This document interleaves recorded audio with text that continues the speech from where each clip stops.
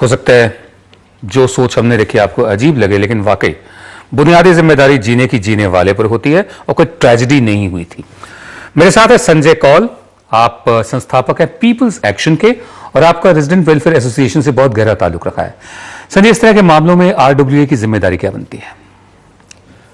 Vinod, RWA का जो mandate होता है वो काफ़ी लिमिटेड होता है। पहले तो रेजिडेंट वेलफेयर एसोसिएशन का काम एरिया की साफ़ सफाई, उसकी ज़रूरत देखने और उन पे थोड़ी निगरानी रखने का होता है। कई जगहों पे मेंटेनेंस का काम होता है, सिक्योरिटी के मामले में वो काफ़ी हद तक पहल कर पाते हैं। लेकिन किसी के घर के अंदर के मामलों में झांकना या उसमें इन्वॉल्व होना उनके मैंडेट से बाहर होता है।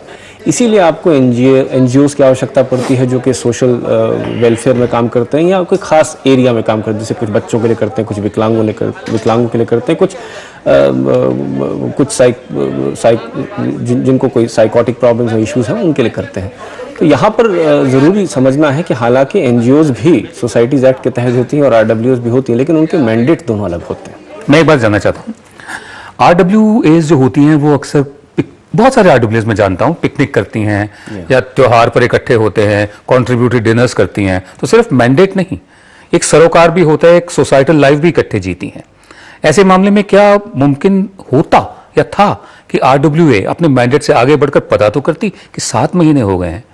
नहीं, कई बार होता है और ऐसा नहीं है कि इस मामले में नहीं हुआ।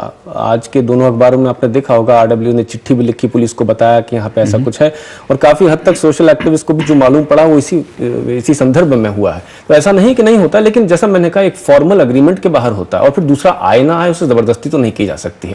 अगला सवाल मेरा ये है कि पड़ोसी को ये तो मालूम है कि पिज्जा आता था, वो भी निरूला से आता था। उसे ये मालूम था कि डोमिनोज से नहीं आता था या पिज्जा हट से नहीं आता था, निरूला से आता था।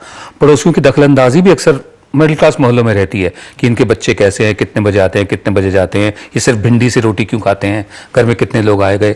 नजरें रहती हैं, निगाहें रहती हैं, दखलंदाजी रहती है, लेकिन सरोकार नहीं रहता। आप क्या कहेंगे? मैं आपकी बात से जो बेसिक प्रीमाइस उससे थोड़ा सहमत हूँ, क्योंकि बेसिकली इसका भी एक क्रम होता है जिम्मेदारी का। सबसे पहले तो आपके माता पिता और बच्चों का होता है, फिर भाई बहनों का होता है, फिर दूर के रिश्तेदारों का होता है, फिर पड़ोसियों का भी होता है, फिर जो वहाँ न रहते हैं उन दोस्तों का भी होता है जो आपके बारे में पूछते हैं। लेकिन जब कोई आमादा हो कि सारे लिंक्स काट दिए जाएं, तो मुझे लगता है कि एक हद के बाहर आप आगे नहीं जा सकते हैं। और इस मामले में कुछ ऐसा ही हुआ है। ये कोई नॉर्मल सिचुएशन तो जैसा आपने भी देखा और कहा है नहीं। तो मुझे लगता है कि इसमें आरडब्ल्यूए को जिम्मेदार घोषित करना या समाज को पूरी तरह से करना शायद गलत होगा, क्योंकि ये साइकोलॉजी के रेल में आ रहा है। यानी आप हमारी बात से सहमत है कि बुनियादी जिम्मेदारी इन दोनों बहनों की है, थी, और मौजूदा हालत जिस हालत में अब एक है या कल तक दोनों थी, उसके लिए बुनियादी जिम्मेदारी इन्हीं की बनती है। देखिए, आदमी के डीएनए में बंधा हुआ है वो कि जीने की इच्छा उसके सेल में है और सेल्यूलर कंस्ट्रक्शन के ऊपर किसी का राज नहीं हो सकता। बहुत शुक्रिया आपका संजय कौल, अपना वक्त हमें देने के लिए। अब हम जानते नहीं कि डीएनए में बंधा हुआ, क्योंकि वो तो फिर फेटल हो जाएगा मामला कि बदा हुआ था, किस्मत में लिखा हुआ था। एक इच्छा शक्ति भी होती है जीने की, ह्यूमन विल भी होती है।